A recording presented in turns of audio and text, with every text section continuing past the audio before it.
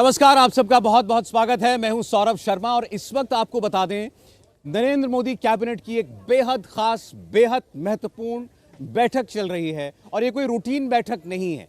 इस बैठक के अंदर जो फैसला होने जा रहा है वो ऐतिहासिक है और ये बात हम नहीं कह रहे हैं। प्रधानमंत्री नरेंद्र मोदी ने आज संसद के इस विशेष सत्र के दिन पार्लियामेंट पहुंचने के बाद सबसे पहले यही बात कही कि ये विशेष सत्र छोटा जरूर है लेकिन निर्णायक फैसलों वाला, ऐतिहासिक फैसले करने वाला सत्र होगा। और इस वक्त जो कैबिनेट की बैठक चल रही है उससे एक बहुत बड़ा इशारा निकलकर सामने आ रहा है।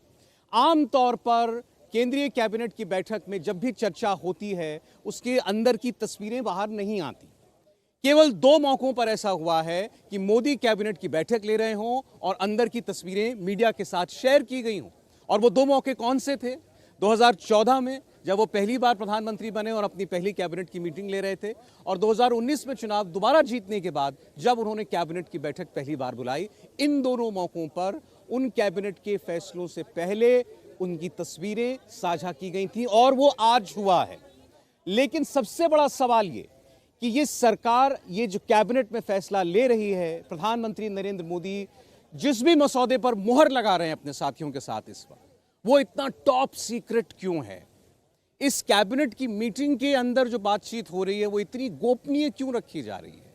हर चीज इतनी ज्यादा सीक्रेटिव तरीके से क्यों की जा रही है? और आपको बता दें, इस विषय पर कोई मंत्री बोलने के लिए तैयार नहीं है, कोई अधिकारी बोलने के लिए तैयार नहीं है कि आखिर 5 दिनों के इस विशेष सत्र में नरेंद्र मोदी की सरकार ऐसा कौन सा ऐतिहासिक काम करने वाली है। लेकिन कैबिनेट की इस बैठक के बाद उम्मीद करते हैं कि वो फैसला सार्वजनिक होगा। हम इंडिया टीवी पर सबसे पहले आप तक वो खबर पहुंचा पाएं कि इस कैबिनेट में आखिर किस मसौदे पर मुहर लगी है। इन 5 दिन के विशेष सत्र में मोदी सरकार कौन सा ऐतिहासिक कदम उठाने वाली है। बहुत सारी चर्चाएं हैं। महिला आरक्षण विधेयक को लेकर चर्चा हो रही है। कुछ लोगों का कहना है ये यूसीसी हो सकता है। कुछ लोगों ने ये भी कहा कि ये ओबीसी का आरक्षण जन प्रतिनिधित्व में देने की बात हो सकती है। कुछ ने कहा कि ये प्लेसेस ऑफ वर्शिप एक्ट से जुड़ा हुआ हो सकता है। जितने मुंह उतनी बातें। लेकिन अब जब ये कैबिनेट की विशेष बैठक शुरू हो चुकी है, बल्कि अब खत्म होने वाली है किसी भी वक्त, उसमें से जो खबर निकल करके आएगी वो पुख्ता खबर होगी। आज सुबह से लेकर अब तक इसको लेकर क्या क्या बातें कही गई, किस नेता ने क्या कहा, प्रधानमंत्री ने क्या इशारा दिया और इस वक्त क्या खबर आ रही है, सारी बातें इस बहुत खास रिपोर्ट में। क्या सिर्फ 52 मिनट में प्रधानमंत्री ने 24 के लिए विपक्ष का बोरिया बिस्तर समेट दिया? बतौर पीएम लोकसभा में मोदी अब तक 47 स्पीच दे चुके हैं। सोमवार को मोदी की 48वीं स्पीच के मायने क्या हैं?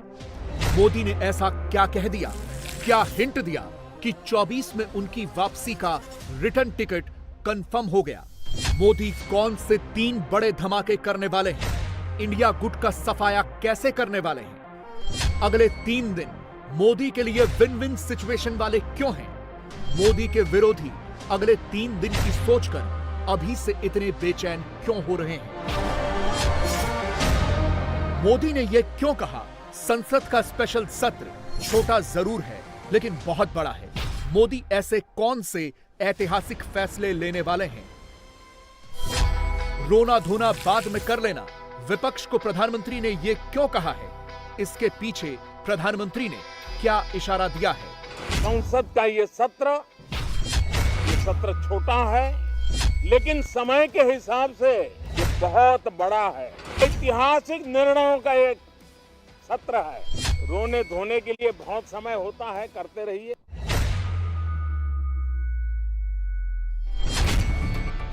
प्रधानमंत्री 1 नहीं, 2 नहीं, क्या 3 बड़े फैसले ले चुके हैं? 24 से ठीक पहले बहुत बड़े स्टेप के लिए मूव ऑन कर चुके हैं। एक सामूहिक प्रयास का परिणाम। जबकि राहुल गांधी की संसद भवन के भीतर वाली ये तस्वीरें वायरल हो रही हैं।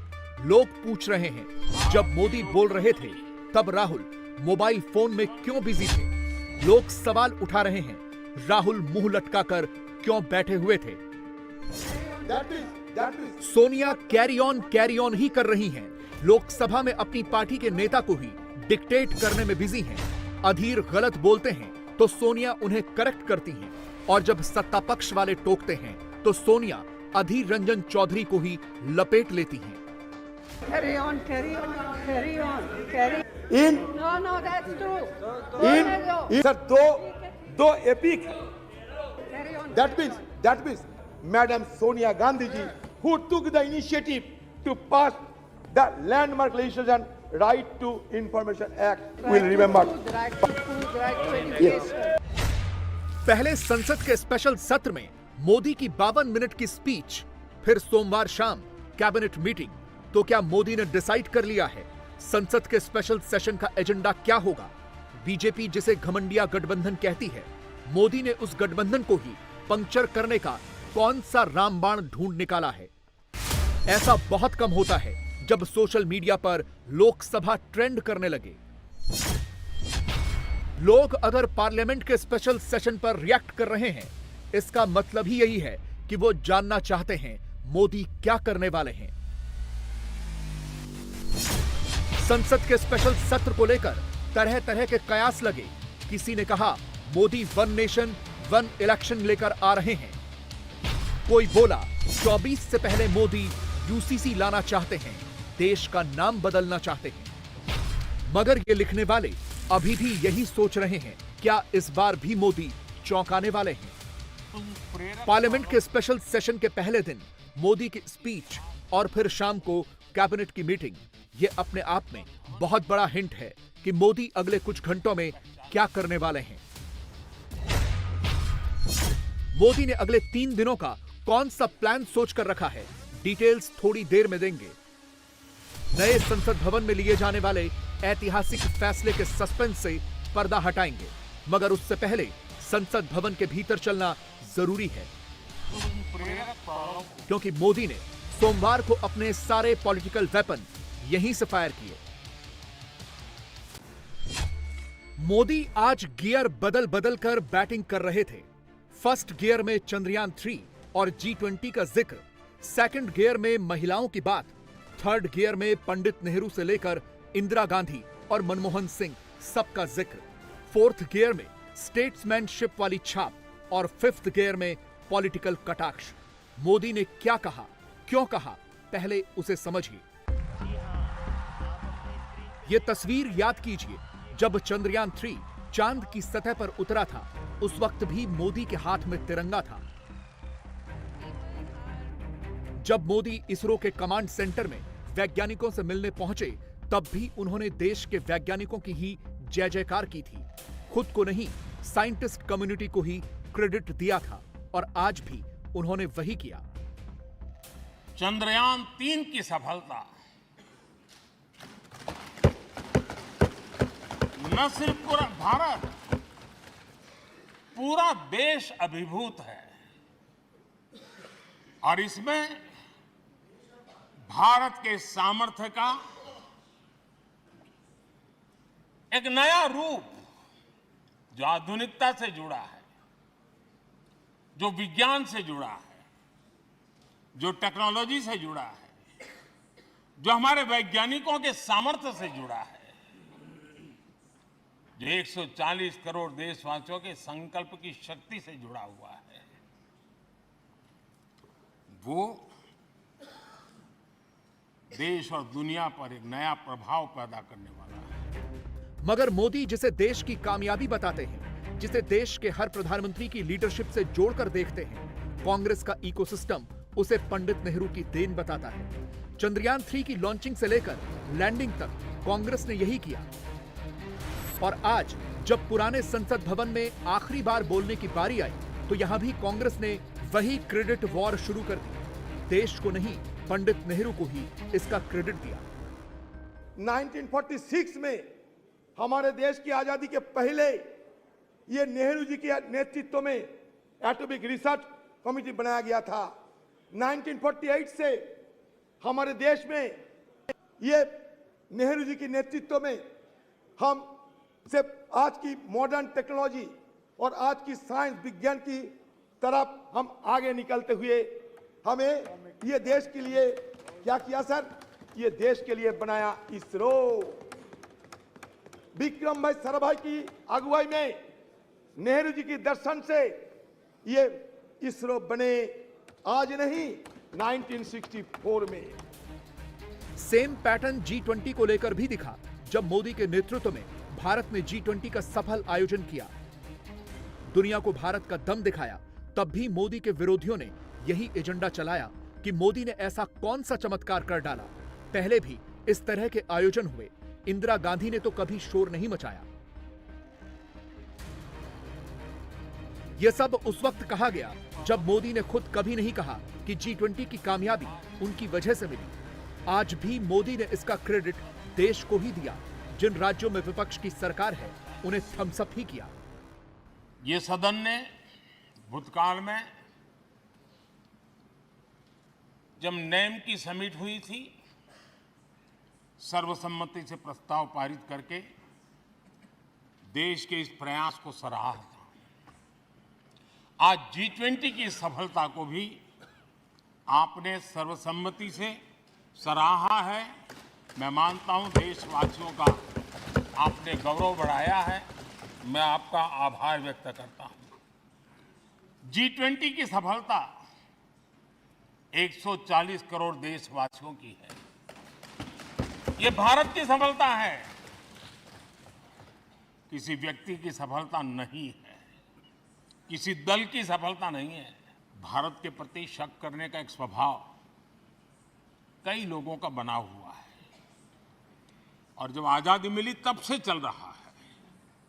इस बार भी यही था, कोई डिक्लेरेशन नहीं होगा, असंभव है। लेकिन ये भारत की ताकत है कि वह भी हुआ और विश्व सर्वसम्मति से एक साझा घोषणा पत्र लेकर के आगे का रोड मैप लेकर के यहां से प्रारंभ हुआ है। लेकिन मोदी की तरफ से G20 की कामयाबी का श्रेय देश को देना शायद कांग्रेस के इकोसिस्टम को पसंद नहीं आया। कांग्रेस अध्यक्ष को तो G20 में भी कमल का फूल ही नजर आया। उन्होंने तो G20 का नाम ही G2 कर डाला। हमने वो किया, ये ठीक है, G2 ठीक है, G2 क्या G20 सर? नहीं, क्योंकि वो जीरो में कमल का फूल ही दिखता था। अब देखिए साहब, वो आप देखिए, वेरी गुड बात। हाँ, आप देखिए वो कभी भी एडवर्टाइजमेंट आपका स्तरीय नहीं है। तो मेहरबानी करके G20 की मजाक मत उड़ाइए। G20 बहुत अरे मजाक नहीं भाई, लेकिन सर शायद माननीय leader of the opposition Congress के अध्यक्ष भी है, उनको तो सिर्फ 2G दिखता है, 1G and sun ji, 2G दिखता है।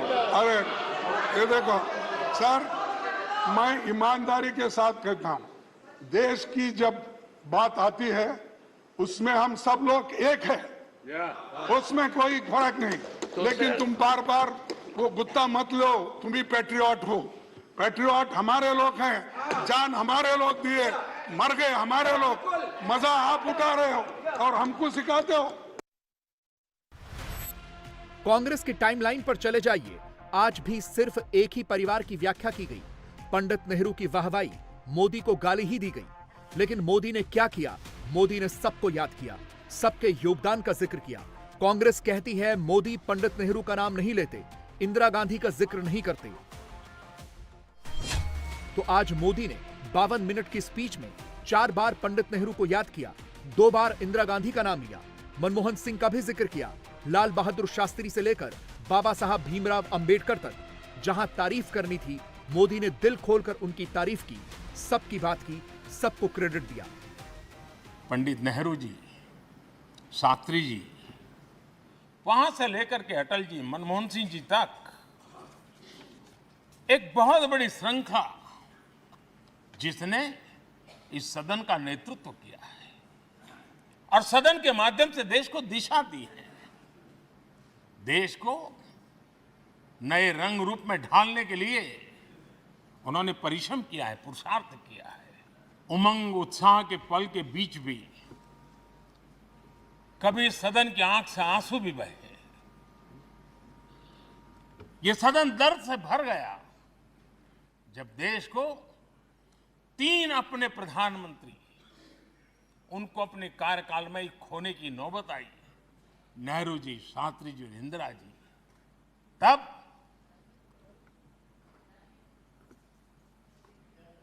ये सदन अश्रुभीनी आंखों से उन्हें विदाई दे रहा था। ये वो सदन है जहां पंडित जी को इसलिए भी याद किएगा, अनेक बातों के लिए याद करेगा, लेकिन हम जरूर याद करेंगे इसी सदन में पंडित नेहरू का at the stroke of midnight की गूंज हम सबको प्रेरित करती रहेगी। और इसी सदन में अटल जी ने कहा था, वो शब्द आज भी गूंज रहे हैं इस सदन में, सरकारें आएगी जाएगी, पार्टियां बनेगी बिगड़ेगी, लेकिन ये देश रहना चाहिए।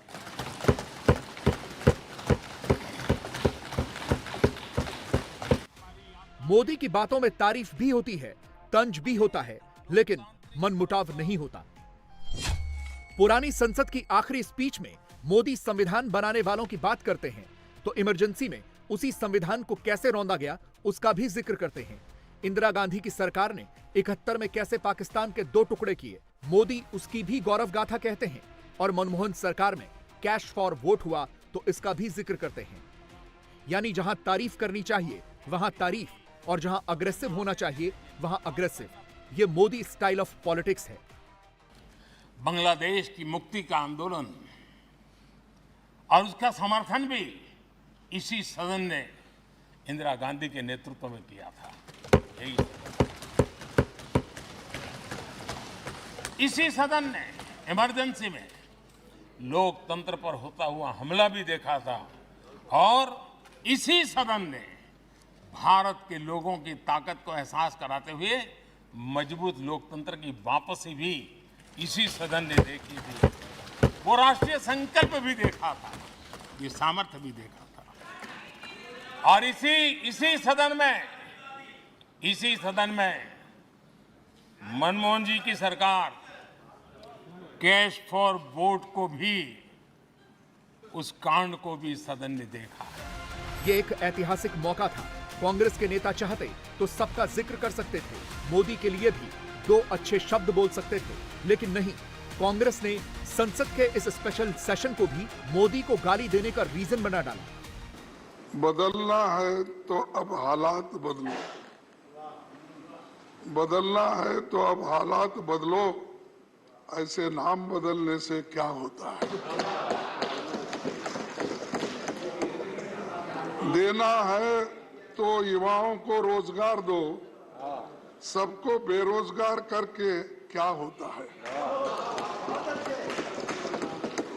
दिल को थोड़ा बड़ा करके देखो, लोगों को मारने से क्या होता है। दिल को थोड़ा बड़ा करके देखो, लोगों के मारने से क्या होता है।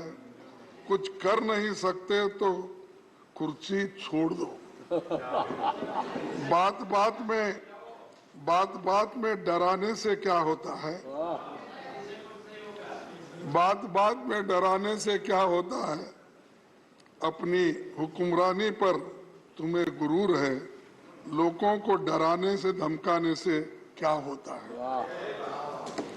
बदलना है तो अब हालात बदलो, ऐसे नाम बदलने से क्या होता है, और यहां से वहां जाने से और क्या होने वाला है। लोकसभा और राज्यसभा दोनों ही सदनों में विपक्ष की तरफ से मोदी को बुरा भला ही कहा गया। बावजूद इसके जब विरोधी मोदी को गाली दे रहे थे तो उस वक्त भी पंडित नेहरू और इंदिरा गांधी के लिए ताली मोदी ही बजा रहे थे। अजीब पल था। मेज सत्ता पक्ष थपथपा रहा था, कांग्रेस के सांसद नहीं। बहुत सी बातें ऐसी थी जो सदन में हर किसी की ताली की हकदार थी, लेकिन शायद राजनीति उसमें भी आड़े आ रही। नेहरू जी के योगदान का गौरव गान अगर इस सदन में होता है, कौन सदस्य होगा जिसको ताली बजाने का मन न कर जाए। लेकिन उसके बावजूद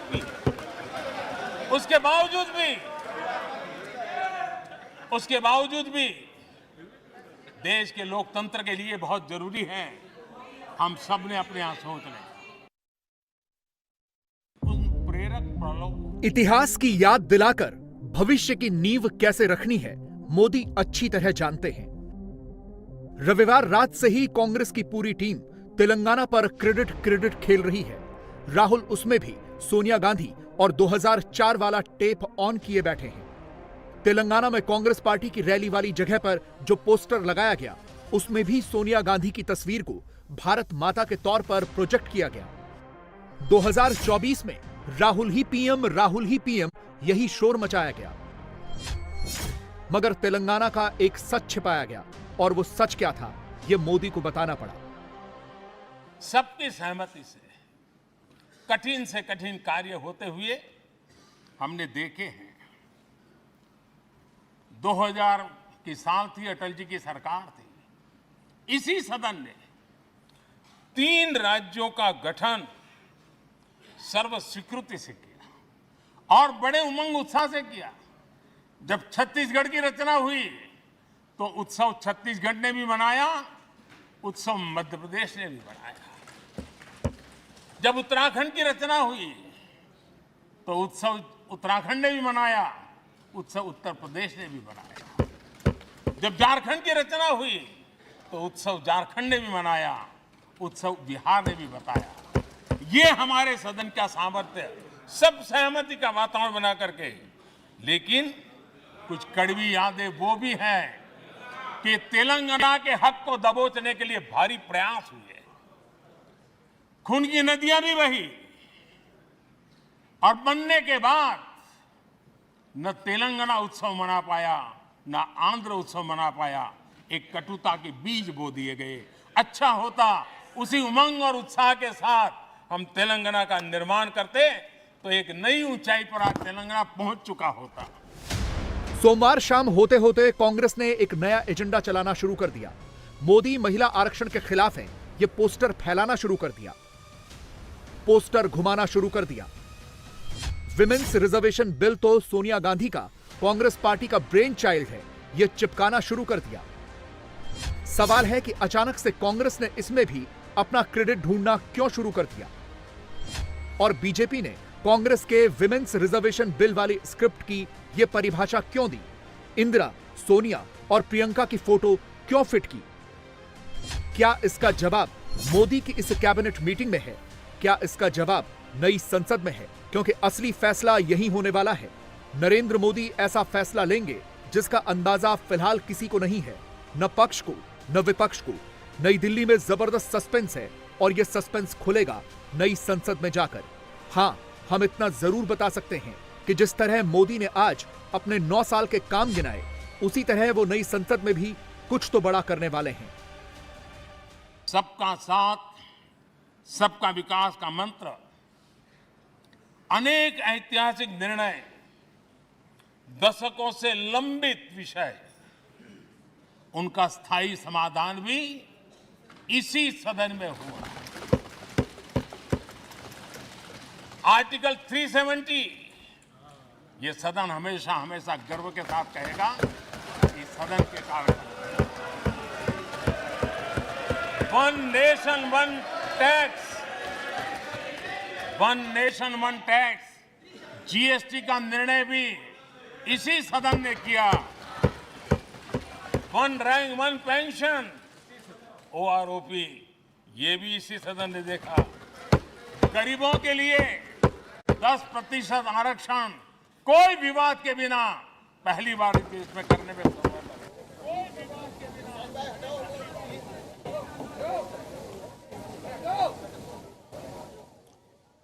और आपको बता दें, इस वक्त की जो बड़ी खबर है वो ये कि केंद्रीय कैबिनेट की बैठक खत्म हो चुकी है। जहां मोदी कैबिनेट की बैठक जो शाम 6:30 बजे से चल रही थी, वो खत्म हो चुकी है। और इसके साथ ही वो जो बड़ी खबर जिसका इंतजार हम सभी लोग कर रहे हैं कि इस बैठक में आखिर कौन से विशेष मसौदे पर मुहर लगी, वो साफ हो सकती है। अब से थोड़ी देर के अंदर ये जानकारी सामने आ सकती है कि क्या ये महिला आरक्षण विधेयक ही है जिस पर अब कैबिनेट की मुहर लगी है। इस मीटिंग के अंदर ये कैबिनेट की बैठक, जिसके बारे में अभी तक कोई कुछ बताने के लिए तैयार नहीं था कि इसका एजेंडा क्या है, किन खास विषयों पर आज चर्चा होनी थी। लेकिन आज सुबह प्रधानमंत्री ने जब ये कहा कि ये ऐतिहासिक निर्णयों वाला छोटा लेकिन बड़ा महत्वपूर्ण सत्र होगा संसद का। उसके बाद शाम से 6:30 बजे से कैबिनेट की बैठक शुरू हुई थी, जो अब खत्म हो चुकी है और सारा इशारा इसी ओर है, सभी ओर से जो भी बातें आ रही हैं कि देश में महिलाओं को जन प्रतिनिधित्व में 33% का आरक्षण दिया जा सकता है। महिला आरक्षण से संबंधित कानून इस विशेष सत्र के अंदर बनाया जा सकता है और उसी को लेकर शायद इस कैबिनेट के अंदर भी फैसला हुआ है। हमारे पॉलिटिकल एडिटर देवेंद्र पराशर लगातार आपको सुबह से बता रहे हैं सरकार के अंदर क्या चल रहा है, सरकार में शामिल मंत्रियों के बीच में क्या बातचीत हो रही है। देवेंद्र, बैठक खत्म हो गई कैबिनेट की? जी हाँ सौरभ, और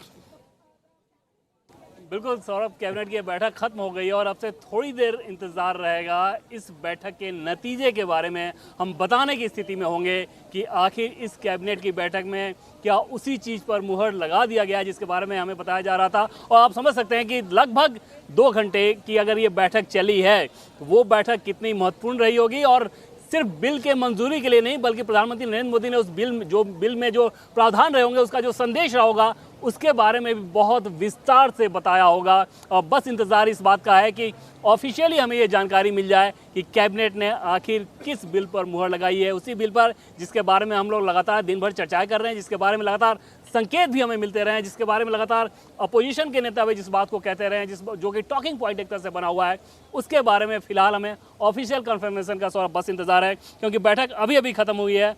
थोड़ी देर के अंदर हम शायद ये बताने की स्थिति में होंगे कि आखिर कैबिनेट में एग्जैक्टली हुआ क्या मीटिंग के अंदर। देखिए, इतना तो हम कह ही सकते हैं कि ना ये बैठक सामान्य थी आज कैबिनेट की और ना इसके अंदर जो फैसला हुआ है वो कोई सामान्य फैसला है। ये अपने आप में बड़ा ऐतिहासिक फैसला होगा, क्योंकि प्रधानमंत्री ने सुबह ही इसका इशारा कर दिया था और ये कोई रूटीन कैबिनेट बैठक नहीं है, क्योंकि सोमवार के दिन कैबिनेट की बैठक बुलाई नहीं जाती है।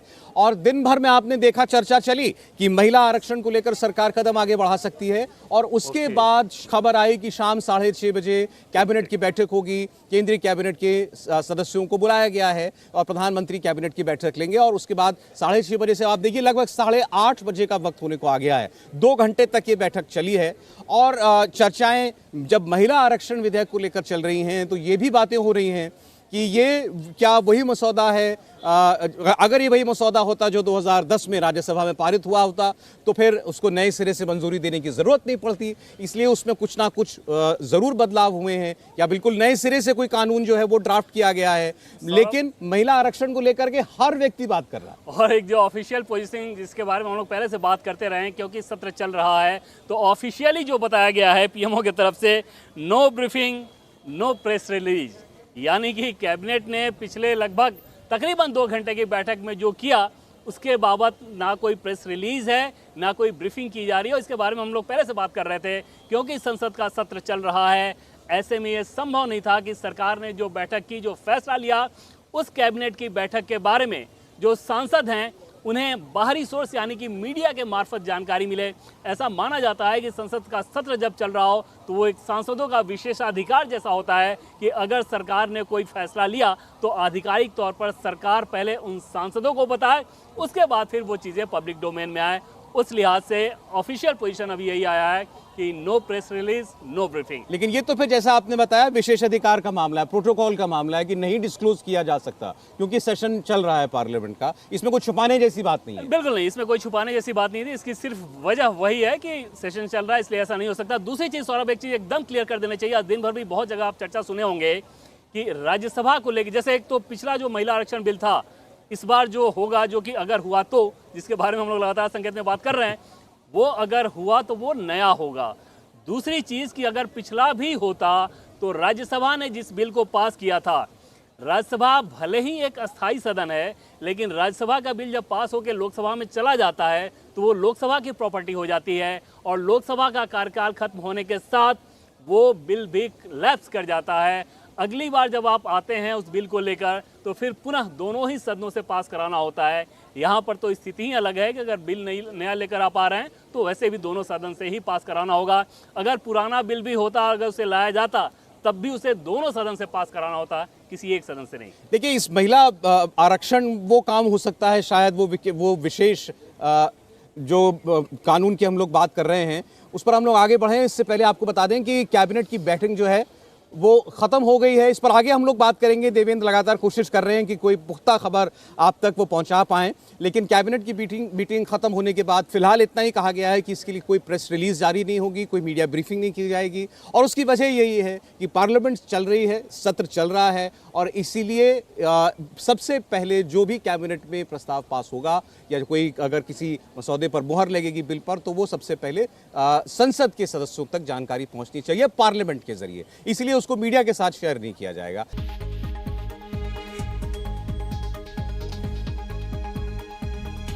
तो संसद के विशेष सत्र में आखिर कौन सा ऐतिहासिक फैसला लेगी ये सरकार, अभी भी इस बात को लेकर के कोई स्पष्ट जवाब सरकार के सोर्सेस से नहीं मिल रहा है। कैबिनेट की बैठक के बारे में जानकारी मीडिया के साथ शेयर नहीं की जा सकती क्योंकि पार्लियामेंट का सत्र चल रहा है, और इसमें सरकार की कोई ये भी मंशा नहीं कह सकते हम कि कुछ छुपाने वाली मंशा है, क्योंकि यही अभी तक का हमारा जो परंपरा है वो यही है, नियम यही कहते हैं कि अगर पार्लियामेंट चल रही है तो फिर सबसे पहले सांसदों को उसकी जानकारी संसद के जरिए मिलनी चाहिए, कैबिनेट में जो भी फैसला हो। लेकिन फिर भी देवेंद्र लगातार कोशिश कर रहे थे। देवेंद्र, क्या जवाब आ रहा है अभी भी, आप जितने भी लोगों से बात कर रहे हैं? और सौरभ, एक चीज़ तो है कि जिस गोपनीयता की बात कही जाती रही है किसी भी कैबिनेट की बैठक में, आज भी उसका बहुत ज़्यादा और सख्ती से पालन किया जा रहा है। कोई भी व्यक्ति इशारा करने की स्थिति में भी नहीं है कि आखिर इस कैबिनेट की बैठक, जो कि लगभग 1.25 घंटे ये चली है, इस 1.25 घंटे की बैठक में क्या हुआ। बस इतना हमें ये बताया गया कि बिल को मंजूरी मिली है। अब वो कौन से बिल को मंजूरी मिली है वो समझा जा सकता है कि जब इतना टाइट लिप्ड माहौल है तो वो किसके तरफ इशारा होगा। जाहिर तौर पर सरकार भी शायद इसको और इंतज़ार करके सीधे हाउस में ही बताना चाहती है। हालांकि सौरभ, उसमें देखना फिर ये होगा कि क्या कल इसको बताया जा रहा है। दूसरी बात ये कि अगर आप इस बिल को लेकर आपको आना है तो ऑलरेडी उसको लिस्ट करना होगा, और लिस्ट करने के साथ उस बिल की कॉपी को डिस्ट्रीब्यूट भी करना होता है। उसमें हम सब जानते हैं कि उसमें कितना वक्त लगता है। तो उस हिसाब से सरकार इसको बहुत ज़्यादा देर तक तो रोक कर नहीं रख सकती। फिलहाल अभी रोक कर रखा गया है, और हमें किसी भी चैनल से ये इन्फॉर्मेशन नहीं दिया जा रहा है कि आखिर इस कैबिनेट की बैठक में क्या हुआ। क्या उसी महिला आरक्षण बिल जिसको लेकर लगातार हम लोग चर्चा करते रहे हैं कि ये सरकार उस बाबत कोई ऐतिहासिक फैसला कर सकती है, क्या वो ऐतिहासिक फैसला हो गया? अगर वो फैसला हुआ तो किस प्रारूप में हुआ? क्या कोटा विदिन कोटा की व्यवस्था दी गई? क्या ओबीसी महिलाओं के लिए, SC ST महिलाओं के लिए उसमें रिजर्वेशन की व्यवस्था की गई है? जो 33% की रिजर्वेशन की बात थी, ये उतनी है या उसको बढ़ाई जा रही है? जो मौजूदा सीटें हैं, क्या इसमें बढ़ाकर आप रिजर्वेशन देंगे? ये तमाम पहलू ऐसे हैं जो कि एक बार अगर ये जानकारी दे दें कि उस बिल को मंजूरी दी गई है, मतलब महिला आरक्षण बिल को मंजूरी दी गई है, जो कि पिछले प्रारूप से भिन्न होगा, ये लगभग तय है। तो उसमें क्या क्या प्रावधान होंगे वो सवाल बाद की स्थिति में होते हैं। अभी तो यही नहीं जानकारी दी जा रही है कि आखिर कैबिनेट की बैठक में किस बिल को मंजूरी मिली। बिल को मंजूरी मिली है, इतनी जानकारी मिल रही है। नहीं, कई बार जो है जब कोई चीज़ किसी की कोई इनकार नहीं करता, कि कोई खबर का खंडन नहीं करता, तो उसको भी स्वीकारोक्ति मान लिया जाता है। ये भी है कि भाई खबर चल रही है लगातार, इंडिया टीवी पर आप लगातार दिखा रहे हैं, तमाम मीडिया में इसकी बात हो रही है, लेकिन कहीं से ये भी नहीं कहा जा रहा कि भाई नहीं, ये खबर गलत है। और सर, इसके अलावा दिन में जब मैं गया भी था पार्लियामेंट में, बहुत लोगों से मिला। यहाँ से निकलने के बाद जब शाम में मैं गया था तो बहुत लोगों से मिला, और मैं स्पेसिफिक इस सवाल को पूछ रहा था कि महिला आरक्षण बिल को लाया जा सकता है ना, उसमें कोई अड़चन तो नहीं? एक बार भी ये नहीं कहा गया कि हाँ इसमें कोई अड़चन है। मेरा दूसरा सवाल होता था कि क्या राजनीतिक तौर पर कोई नुकसान होगा, उन लोगों का उससे भी इनकार था कि इसमें कोई राजनीतिक मसला है ही नहीं, वुमेन एम्पावरमेंट का ये पूरी तरीके से मसला है। क्या सरकार इस बिल को ला सकती है? उस पर भी जवाब आता था कि हाँ लाया जा सकता है, 2 या 3 सोर्स से ये जानकारी मिली। अगला सवाल होता था कि क्या आज की कैबिनेट की बैठक में इसे मंजूरी मिल जाएगी? उसके बाद जवाब आता था कि हमें पता नहीं। अब समझ सकते हैं आप कि जब इस तरह से टाइट लिप्ड सिचुएशन हो तो स्पेसिफिक आप नहीं बता सकते, लेकिन जो सिचुएशन है, जो परिस्थितियां हैं, वो किस तरफ लगातार इशारा करते रही हैं। और उस पूरे माहौल को आप देखें तो संघ प्रमुख मोहन भागवत का भी सौरभ ये कहना यूं ही नहीं होता कि वो अचानक से महिला भागीदारी की बात वो कर रहे हैं। आपने देखा होगा कि इसके पहले उन्होंने भारत को इस्तेमाल करने को लेकर एक बयान दिया था, और उसके बाद आपने देखा कि क्या हुआ। सर्वदलीय बैठक में अपोजिशन के सभी नेताओं का इसी सुर में बोलना वो यूं ही नहीं होता। एनडीए के सहयोगी घटक दल के नेता द्वारा इस बात को कहना, इस डिमांड को रखना, वो भी यूं ही नहीं होता। प्रधानमंत्री नरेंद्र मोदी का आज सुबह यह कहना कि ये सत्र भले ही बहुत छोटा है, एक ऐतिहासिक निर्णय होगा, वो भी यूं ही नहीं होता। तो सारी परिस्थितियां तो बता रही हैं। और अगर बड़े फैसले के लिहाज से बात करें तो इसके अलावा कोई ऐसा फैसला दिख नहीं रहा जिसको ऐतिहासिक फैसला कहा जाए, और ऐसा फैसला कहा जाए जो कि पूरे देश के जनमानस पर असर डाले, लोग जिसके बारे में जानते हों, समझते हों, चाहते हो कि उस काम को हो। बिल्कुल, इसके अलावा ऐसा कोई भी फैसला सौरभ नहीं है। देवेंद्र, चले फिलहाल बहुत शुक्रिया आपका जितनी भी जानकारी थी वो व्यूअर्स के साथ शेयर करने के लिए। इंडिया टीवी हर वक्त हर जगह डाउनलोड करने के लिए सर्च करें India TV news Google play store या ऐप स्टोर पर।